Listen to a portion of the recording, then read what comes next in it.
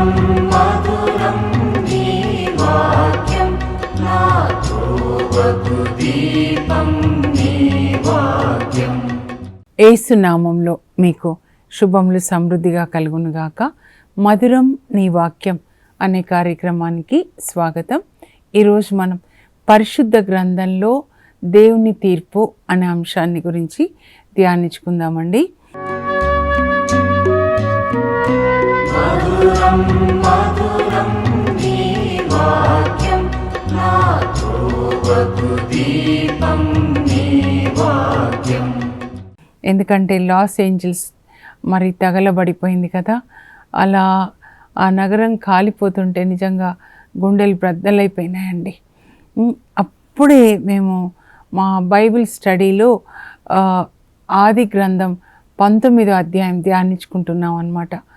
Evening 7:30 to 8:30 అదంతా చెప్పిన తర్వాత ఇలా దేవుడు పరలోకం నుంచి అగ్నిని పంపించి ఆ సొదొమ గొమొర్రా పట్టణాన్ని నాశనం చేశారు.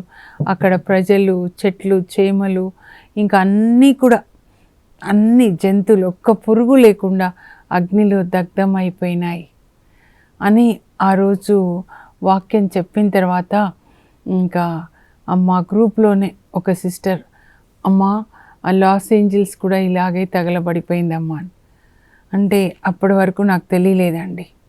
ఇంకా ఆ తర్వాత కూడా 1-2 days తర్వాత యూట్యూబ్లో చూసాను అనమాట. ఎంత భయంకరంగా ఉంది కదా అని చెప్పి అప్పుడు ధ్యానిస్తున్నప్పుడు పరిశుద్ధ ఆత్మ దేవుని యొక్క ప్రేరణ అండి. ఎక్కడెక్కడ దేవుడు మరి పాపం చేసినప్పుడు ప్రజలకి తీర్పిచ్చారు. నిజానికి ప్రకటన గ్రంథం చివరి గ్రంథం, తీర్పు గ్రంథం అంటారండి దాన్ని దేవుడు. అయితే ఆది గ్రంథం దాన్ని ప్రారంభ గ్రంథం అంటారు, బుక్ ఆఫ్ బిగినింగ్స్.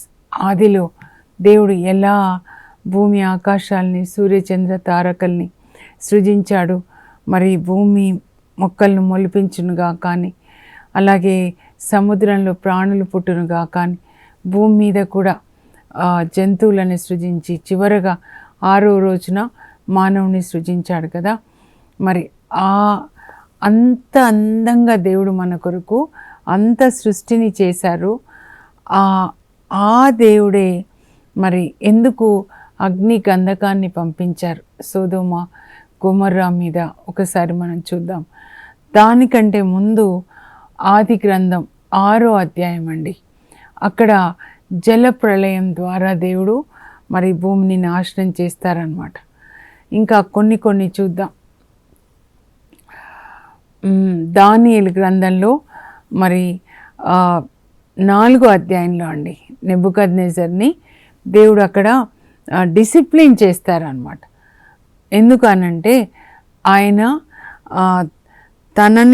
తన అచీవ్మెంట్స్ అనుకున్నాడు, దేవుడిచ్చిన కృపను బట్టి రాజైపోయి ఆయన ఏది సాధించినా అది దేవుని కృప వల్లనే, కానీ తనను తాను హెచ్చించుకున్నాడు అనమాట, సెల్ఫ్ గ్లోరీ. కనుక దేవుడు ఏం చేశారు, ఆయనని తగ్గించేశారు. తనను తాను హెచ్చించుకున్నవాడు తగ్గించబడును, తనను తాను తగ్గించుకున్నవాడు హెచ్చించబడును, యేసుప్రభువే చెప్తారు. తర్వాత అతని గ్రాండ్ సన్ అనమాట బెల్షజర్, ఆయనైతే దేవుణ్ణి గౌరవింపడనమాట. నెబుకద్నెజర్ రాజు యెరూషలేంని దాడి చేసినప్పుడు ఆ యెరూషలేం దేవాలయంలో నుంచి ఆరాధన కొరకు వాడే పవిత్రమైన పాత్రలు నెబుకద్నెజర్ తీసుకొని వచ్చి తన ధనాగారంలో పెడతాడు బాబిలోనియాలో, కానీ వాటిని వాడాడండి. కొద్దిగైన దైవభీతి ఉంది. కానీ ఆయన తర్వాత అనమాట బెల్షజర్ 5వ అధ్యాయంలో చూస్తాము, ఆయన ఆ దేవుని ఆరాధన కొరకు వాడే పరిశుద్ధమైన పాత్రల్లో మద్యం పోసుకొని తిని త్రాగి మరి తన ఉంపుడు గత్తెలతో కూడా అనమాట తిని త్రాగుతాడు. ఆ తర్వాత మరి కొయ్యతో చేసిన వాడిని ఆరాధిస్తాడు. అప్పుడు దేవుడు ఆయనకి తీర్పుని వెంటనే రాస్తాడండి గోడ మీద. దానియేలు గ్రంథం 5వ అధ్యాయం 25వ వచనం అన్నమాట. God's judgment will come upon him because he did not honor God. He did not give respect, honor that is due to God. He did not revere God. దేవునికి ఇవ్వవలసిన గౌరవాన్ని, మర్యాదని ఆయన ఇవ్వలేదు కాబట్టి దేవుని యొక్క తీర్పు అన్నమాట. గోడ మీద తీర్పు ఒక దూత వచ్చి రాస్తారండి, ఇంతవరకే కనబడుతుంది. మెనే టెకెలు పార్సిన్ అని చెప్పి మనం దాన్ని కూడా చూద్దాము. ఆ రోజు ఆయన మరి పారసిక రాజు చేత వధింపబడతాడు, ఎందుకంటే దేవునికి ఇవ్వవలసిన గౌరవం ఇవ్వలేదు. అలా ఫరో రాజు, అది కూడా మనం చూద్దాము. నిర్గమకాండంలో ఫరో రాజు అనమాట. 5వ అధ్యాయంలో 2వ వచనం, మోషే వచ్చి యావే చెప్పినట్లుగా, ఇజ్రాయేల్ దేవుడైన యావే నా ప్రజల్ని పోనివ్వు, అరణ్యంలో వాళ్ళు నన్ను ఆరాధించాలి, నన్ను ఆరాధించడానికి నా ప్రజల్ని పోనివ్వు అని మోషే అహరోన్లు అనమాట ఫరో రాజు దగ్గర వచ్చి మోషే అడిగినప్పుడు, ఎవడా యావే, ఎవడా యావే, యావే అడిగితే నేనెందుకు పంపించాలి, నేనెందుకు పంపించాలి, నేను పంపించాను అని అంటాడనమాట. అలా దేవుణ్ణి తులనాడినందుకు దేవుడు ఆయనకి ఎలాంటి శిక్ష ఇచ్చారు? నడి సముద్రంలో ముంచేస్తాడండి. నిర్గమకాండం 14వ అధ్యాయంలో మనం చదివితే నడి సముద్రంలో ఫరోని అతని సైన్యాన్ని ముంచేస్తారనమాట. దేవునికి ఇవ్వవలసిన గౌరవం మర్యాద మనం ఇవ్వాలండి. రోమా పత్రిక 1వ అధ్యాయం మనం చదవాలి, 21వ వచనం నుంచి, లేదా ఇంకా కొంచెం ముందు నుంచే చదవచ్చు అనమాట. మానవుడు ఎంత గాడ్లెస్నెస్ అనమాట, ఒక దైవ భీతి, దైవ భయం లేదు, వికెడ్నెస్, దుష్టత్వము, ఆ తర్వాత ఈ గాడ్లెస్నెస్, భక్తిహీనత అన్నారు, కానీ ఇంకా స్ట్రాంగ్ వర్డ్ అయితే బాగుండేది అనిపించింది అనమాట. భయం లేకుండా దుష్టత్వం ఎక్కువైపోతూ ఉంది. కాబట్టి దేవుడు వాళ్ళని ఎలా శిక్షించారు అని చెప్పి అక్కడ రాస్తాడండి పౌలు. సృష్టికర్తకు బదులు సృష్టిని ఆరాధించడం, దేహాన్ని ఆరాధించడం, వ్యక్తులు వాళ్ళని పొగడుకోవడం అన్నమాట. అలా జరిగింది కదా. ఈ లాస్ ఏంజల్స్లో కూడా అలాగే జరిగింది. గోల్డెన్ గ్లోబల్ అవార్డ్స్ అని చెప్తున్నారు, 82nd గోల్డెన్ గ్లోబల్ అవార్డ్స్. ఆ ఫంక్షన్లో మరి ఒక యాక్ట్రెస్, ఒక సెలబ్రిటీ ఇంకా ప్రనౌన్స్ చేస్తూ ఉందన్నమాట, వీళ్ళకి ఇన్ని marks, 11 marks, 5 marks, 3 marks. God the creator of universe scores 0 అంటే ఎంత అవమానించడం అన్నమాట. కానీ దేవుడు వెక్కిరింపబడ్డాడు కదండి. చాలా ముఖ్యమైన మాట అన్నమాట ఇది. గలతీ పత్రికలో 6వ అధ్యాయంలో 7వ వచనంలో పౌలు రాస్తాడండి, మోసపోకుడి, దేవుడు వెక్కిరింపబడడు. ఏ వ్యక్తి అయినా తాను దేనిని విత్తునో దాన్నే కోసుకుంటాడు. మీరు మామిడి చెట్టు విత్తితే మామిడి పండ్లు వస్తాయి కదా, ముళ్ళ చెట్టు విత్తితే ముళ్ళే వచ్చేస్తాయి. ఇప్పుడు మనకి శరీరం ఉంది, ఔటర్ మ్యాన్ అంటాము, లోపల మనకి ఆత్మ ఉందన్నమాట, ఇన్నర్ మ్యాన్ అంటాం అనమాట దీన్ని. అందుకే గలతీ 5వ అధ్యాయంలో 16 నుంచి కూడా మీరు 26 వరకు చదివితే పౌలు ఏమంటాడంటే, మీరు ఆత్మలో జీవించండి, శరీరంలో జీవించొద్దు. శరీర వాంఛల్ని తృప్తిపరచుటలో మీరు చూపే శ్రద్ధ మానేసేయండి అని. కానీ ఒక వ్యక్తి ఈ శరీరం అనే పొలంలో శరీర వాంఛల్ని తృప్తిపరుస్తూ జీవిస్తూ ఉంటే, అప్పుడు శరీరంలో విత్తనాలు వేసినప్పుడు వచ్చే పంట ఏంటి అని అంటే నాశనం అని చెప్తున్నారన్నమాట. కానీ మీరు ఆత్మలో విత్తినట్లయితే మీకు వచ్చే పంట ఏంటంటే నిత్య జీవం అన్నమాట. ఆత్మలో జీవించిన వాళ్ళే ఈ పునీతులందరూ అండి. మనం పునీతుల గురించి ధ్యానించుకుంటుంటాం ప్రతిరోజు, ఒక పునీతులు కదా. షౌరివారని, జోసెఫ్ తంబి గారు, సర్వెంట్ ఆఫ్ గాడ్ అనుకోండి. ఆయన ఎలా వాళ్ళు జీవించారంటే ఆత్మలో జీవించారండి. షౌరివారు, అపోస్తులు, చర్చ్ ఫాదర్స్, అపాస్టలిక్ ఫాదర్స్ అంతా. శరీరంలో విత్తినప్పుడు ఏం జరుగుతుంది? సంసోన్ ఏం చేశాడండి? శరీరంలోనే విత్తుతున్నాడు. తనకి కంటితో ఒక స్త్రీని చూస్తున్నాడు, ఆ స్త్రీ కావాలన్నమాట. ఒక వేషం చూస్తాడు, వేష దగ్గరికి వెళ్తాడు. ఒక సోరేకు లోయలో అక్కడ వెళ్తే అక్కడ ఢిల్లీలను చూస్తాడు, ఆమె కావాలి. అలా శరీరంలో విత్తాడు. అలా విత్తడం వల్ల చివరికి ఏమైందండి, ఆయన కన్నులు సైతాను ఎప్పుడు ఎక్కడికి వెళ్ళినా స్త్రీలు మాత్రమే కనబడుతున్నారు ఆయనకి. నేను అనుకున్నాను మొదటిసారి. కానీ తర్వాత ఆ ఢిల్లీలో స్త్రీ ఫిలిస్తీన్లకి ఆయనను పట్టిస్తుంది. వాళ్ళు ముందు ఏం తీస్తారంటే కన్నులు అన్నమాట. ఏ భాగాన్ని మనం సైతానికి అప్పచెప్తామో సైతాను వాటిని నాశనం చేస్తాడండి. అందుకే యోహాన్ 10:10 అనమాట. యేసుప్రభు ఏమంటారు, దొంగిలించుటకు, హత్య చేయడానికి, నాశనం చేయడానికి వస్తాడు. అంటే సైతాన్ అనమాట. సంసోన్లోకి ప్రవేశించి దేవుని ప్లాన్లోంచి పక్కకి జరిగి వాడి ప్లాన్ జరిగించుకొని నాశనం చేసి హత్య చేయడానికి అనమాట. కానీ నేను, యేసుప్రభు అంటారు, నేను జీవం ఇచ్చుటకు, దాన్ని సమృద్ధిగా ఇచ్చుటకు వచ్చి ఉన్నాను. ఈ లోకంలో సమృద్ధి జీవనం, పరలోకంలో నిత్య జీవం అన్నమాట. ఆత్మలో మనం జీవించాలి. దేవుడు మనల్ని తన పోలికగా సృజించారండి. అప్పుడు మన జీవితం కూడా యేసుప్రభు లాగా ఉండడానికే యేసుప్రభుని పంపించారు. యేసుప్రభు ఈ లోకానికి వచ్చారు. ఎందుకు అనంటే మనకు ఒక మాదిరి చూపించడానికి. అందుకే ఆయన మొదటి మాట, మీరు నన్ను అనుసరించండి, ఆయన లైఫ్ స్టైల్ని అనుసరించాలి. అంతేగాని సైతాన్ రాజ్యంలో ఉన్న ఈ సినిమా వాళ్ళని వాళ్ళలాగా జుట్టు, వాళ్ళలాగా ఉండడము, వాళ్ళ కోసం చూడడానికి వెళ్ళి చనిపోవడము, ఇవన్నీ కాదు. యేసుప్రభు మన కొరకు మరణించాడు. రోమా 8:29 కూడా అండి మీ మనసులో పెట్టుకోవాలి. మనందరినీ దేవుడు ఎందుకు ఎన్నుకున్నారంటే యేసుప్రభు తన కుమారుని సారూప్యంను పోలి ఉండడానికి, సేమ్ యేసుప్రభులాగా జీవించడానికి మనల్ని లోకం నుంచి వేరుపరిచారు. కనుక మన ఫోకస్ ఎప్పుడు కూడా యేసుప్రభు మీద ఉండాలి. ఆయన ఎలా జీవించారు, ఎలా తండ్రి చిత్తాన్ని చేశారు, దాన్ని మనం కూడా చేయాలండి. అయితే ఇప్పుడు ముందుగా జల ప్రళయం ద్వారా దేవుడు మరి భూమి మీద ఉన్న అందరినీ కూడా నాశనం చేస్తాడు, ఒక్క నోవా కుటుంబాన్ని తప్ప అన్నమాట. ఆది గ్రంథంలో మన 6వ అధ్యాయానికి వెళ్తే అండి, అక్కడ 5వ వచనం నుంచి మీరు చూస్తే ఏమని రాయబడి ఉంటుందంటే, భూమి మీద నివసిస్తున్న జనులందరూ పరమ దుష్టులైపోయారంట. అందరూ అంటున్నారు, ఒక్క నోవా తప్ప అన్నమాట, నోవా కుటుంబం. ఇంకా వాళ్ళందరూ ఎట్లా ఉన్నారంట, ఎప్పుడు దుష్ట ఆలోచనలు, ఒకరినొకరు ఎలా హింసించుకోవాలి, ఈ దేశాలు కూడా యుద్ధాల పేరుతో ఎట్లా చంపుతున్నారండి, ఎట్లా హింసించుకుంటున్నారు.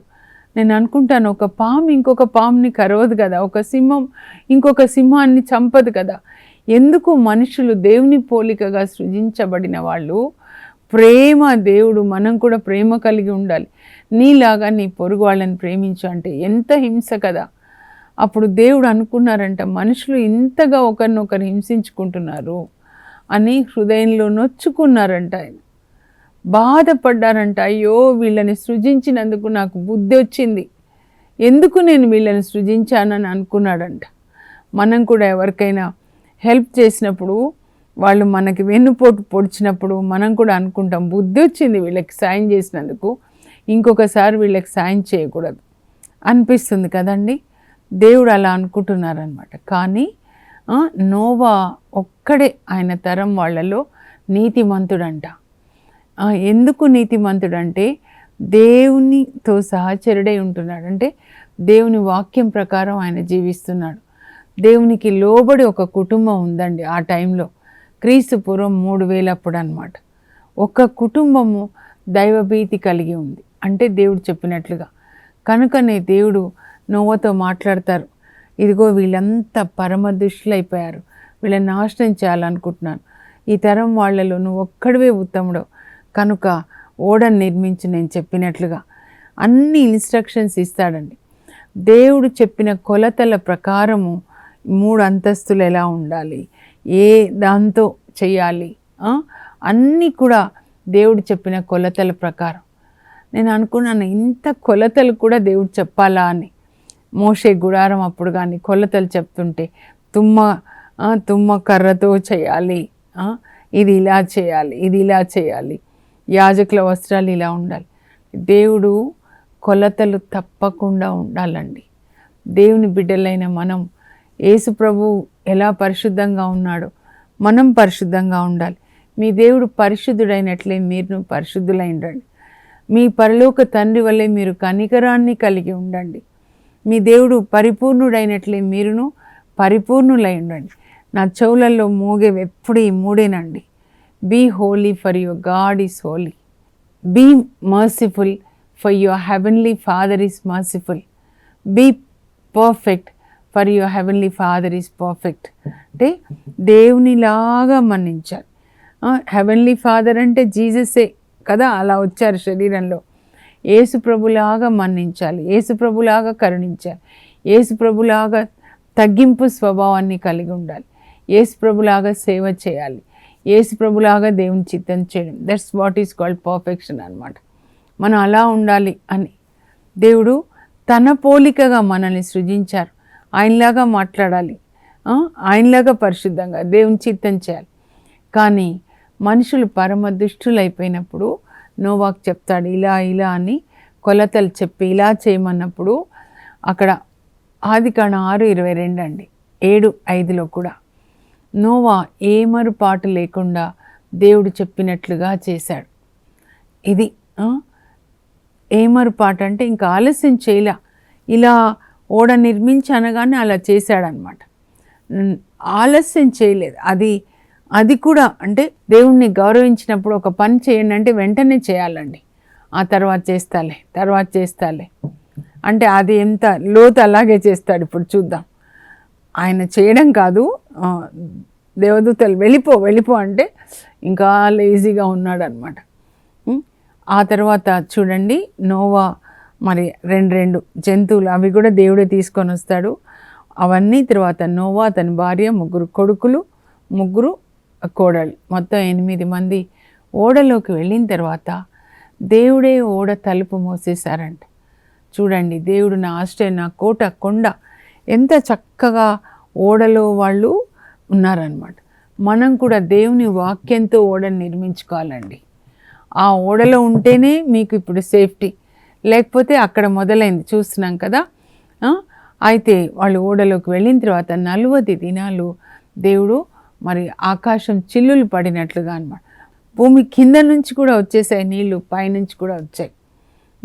అట్లా 40 రోజులు అన్నమాట. జలప్రళయం తర్వాత అన్ని పర్వతాలు కూడా మునిగిపోయినాయి.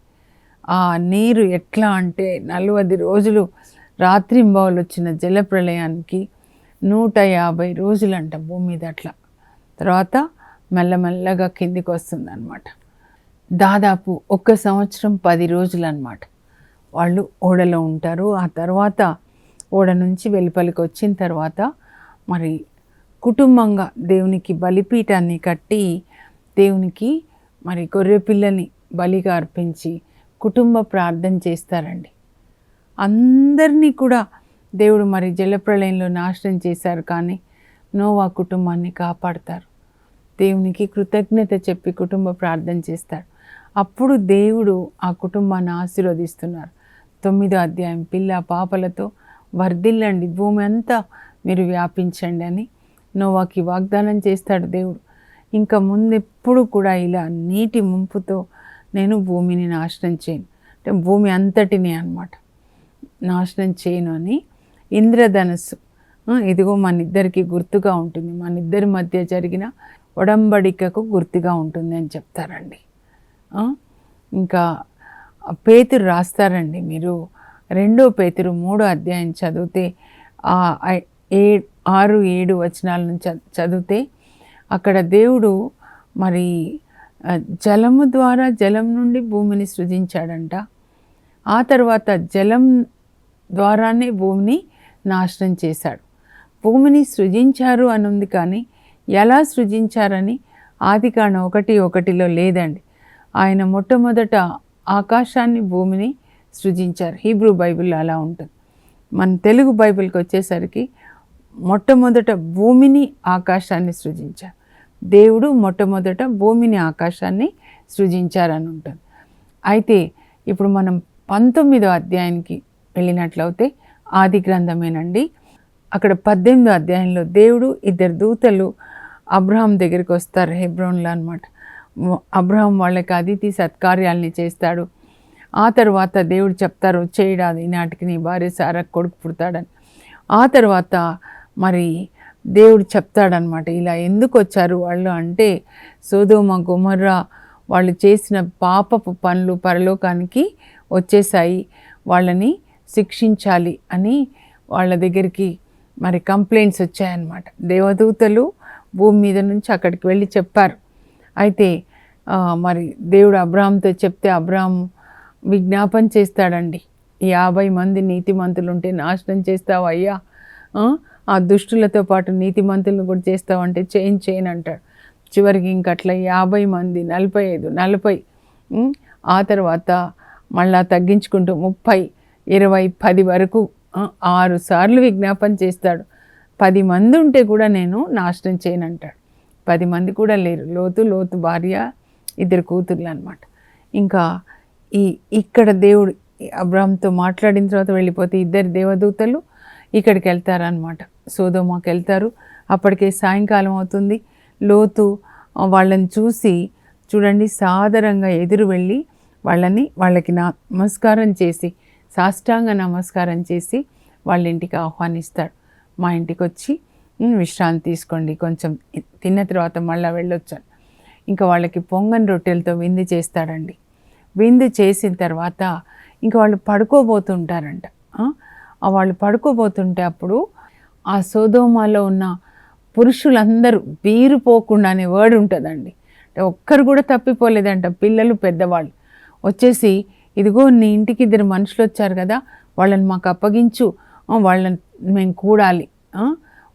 మేము కూడాలి అని అంటే, అప్పుడు లోతు బయటకు వచ్చి తలుపేసి, అయ్యా అట్లా అనొద్దు, కావాలంటే నా కూతుర్లను నేను మీకు ఇస్తాను, నువ్వు మాకు చెప్పొచ్చావులే, ఎక్కడి నుంచో వచ్చి పరదేశలాగా ఇక్కడ పాతుకొని పోయి ఇప్పుడేం పెద్ద మాకు తీర్పు చెప్తున్నావా అని చెప్పి, ముందు నువ్వు ప్రక్కకి జరుగు అని చెప్పి వాళ్ళు లోపలికి రాబోతుంటే దేవదూతలు ఏం చేస్తారంటే లోతుని లోపలికి లాగి, తలుపు తీసి లోపలికి లాగి వాళ్ళందరికీ కళ్ళు పోయేలాగా చేస్తారండి.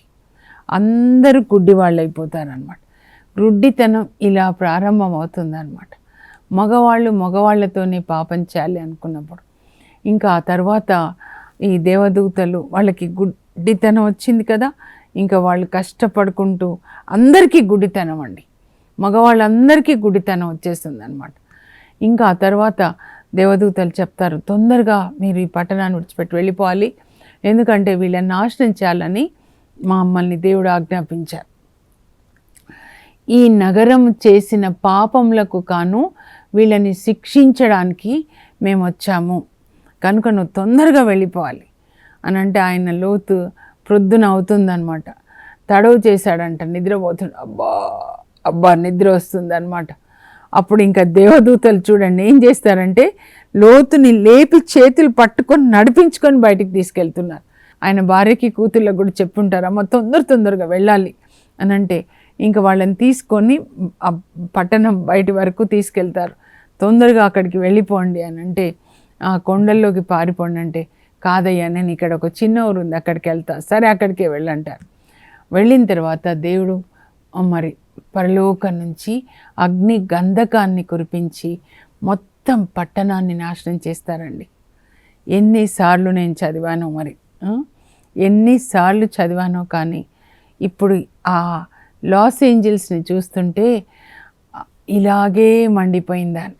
కానీ ఇక్కడికి అక్కడ డిఫరెన్స్ ఏంటంటే, అక్కడ మనుషులందరినీ దేవుడు, మనుషులని, వృక్షాలు, డెడ్ సీ, ఆ సముద్రంలో ఉన్నవి కూడా చనిపోయినాయి వీళ్ళు పాపం చేస్తే.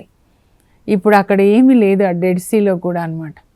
అక్కడ ఈ అగ్ని గంధకం సల్ఫర్ పడిపోవడం వల్ల వాటర్ డెన్సిటీ ఎక్కువైపోయింది, తిక్కుగా ఉంటుంది. దాని మీద ప్రజలు ఇంకా ఇప్పుడు తాగుతూ తింటూ డాన్సులు చేస్తున్నారు. నేను వెళ్ళినప్పుడు చూసినప్పుడు అనుకున్నాను, ఇది ఎందుకు డెడ్ సీ అయిపోయింది. మనుషులు చేసిన పాపానికి మరి శిక్ష జంతువులు కూడా అనుభవించాయి, వృక్షాలు కూడా అనుభవించాయి.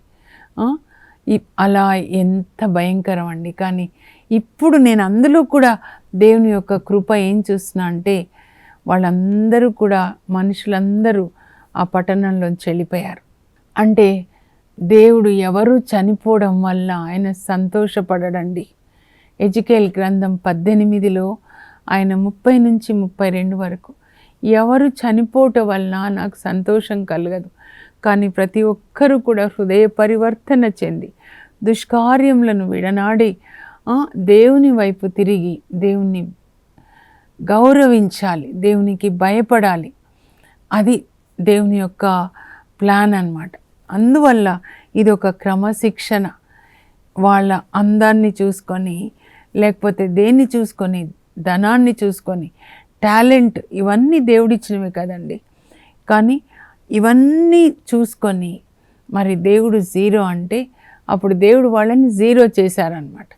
ఇప్పుడు అక్కడి నుంచి మరి వాళ్ళు దేవుని వైపు తిప్పబడితే వాళ్ళని మళ్ళా దేవుడు తిరిగి ఇస్తారు. నెబుకద్నెజర్ని అలాగే డిసిప్లిన్ చేస్తారనమాట. సో వాళ్ళకి పశ్చాత్తాపం కలగజేసి, ప్రభువా తండ్రి ఇప్పటికీ కూడా మీరు వాళ్ళని ప్రేమిస్తున్నారు, ఎందుకంటే హెబ్రీ పత్రిక 12:6లో దేవుడు తాను ప్రేమించి వాళ్ళని శిక్షిస్తాడు. అంటే డిసిప్లిన్. ఒక తండ్రి కుమారుని ప్రేమిస్తే ఆ కుమారుని క్రమశిక్షణ చేయడానికి శిక్షిస్తాడు. అలాగే వీళ్ళని కూడా చేశారు. నేను ఆయన ప్రేమనే చూస్తూ ఉన్నానండి. ఇప్పుడు దేవుని మీద ఆధారపడ్డాం అన్నమాట. 146 కీర్తన 5వ వచనంలో ఉంటుందన్నమాట. యాకోబు దేవుని అండగా బడిసినవాడు, దేవుని మీద ఆధారపడే నరుడు ధన్యుడు. ఆధారం నీవే అయ్యా, మా శ్వాస, మా ధ్యాస, మా సర్వం నీవే అని మనం దేవుని వైపు తిరగాలండి.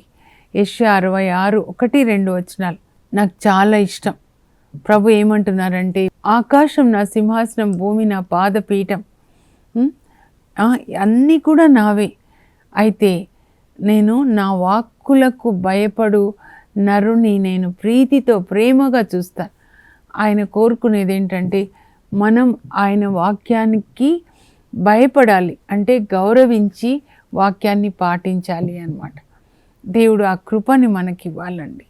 ఈ చివరి రోజులు ఇవి ఇంకా మనం చూస్తూ ఉన్నాం కనుక దేవుణ్ణి ధిక్కరించకుండా గౌరవించి ఆయన వాక్యం ప్రకారం జీవించి రక్షణ పొందుదాం. ప్రార్థన చేసుకుందాం. పరలోకపు మా తండ్రి, మీ పరిశుద్ధ నామమునకు స్తోత్రం కలుగును గాక. ప్రభా, ఆదికాండం 19:15లో దేవదూతలు మాట్లాడుతూ ఉన్నారు, ఇదిగో ఈ పట్టణ ప్రజలు చేసిన పాపం నాకు కాను వాళ్ళని శిక్షించడానికి మేము వచ్చాం అని. ఇంకా పరలోకం నుంచి ప్రభా మీరు అగ్ని గంధకాన్ని పంపించి ఆ పట్టణాన్ని తగలబెట్టారు. ఇప్పుడు లాస్ ఏంజల్స్ కూడా అలాగే చేశారు తండ్రి. అక్కడ ఉన్న ప్రజలందరినీ జ్ఞాపకం చేసుకొని వాళ్ళని మీ వైపు తిప్పుకోండి అయ్యా నాయనా. If you turn we will turn towards you అంటాడు ఇర్మియా విలాప గీతాల్లో 5:21లో ప్రభా ప్రజలందరినీ మీ వైపు తిప్పుకొని పశ్చాత్తాపడి నాయనా మీ వాక్యానికి భయపడి మిమ్మల్ని గౌరవించి వాక్యం ప్రకారం జీవించడానికి వాళ్ళ కొరకు మా కొరకు కూడా అడుగుతున్నాం ప్రభా. కృపని దయచేయండి, పరిశుద్ధాత్మని దయచేయండి. యేసయ్యా మీ పరిశుద్ధ నామంలో అడుగుచున్నాం తండ్రి, ఆమేన్. దేవుని వాక్యాన్ని గౌరవించి విధేయించే కృప, పరిశుద్ధ ఆత్మని దేవుడు మనందరికీ దయచేయను గాక. God bless you. Have a blessed day.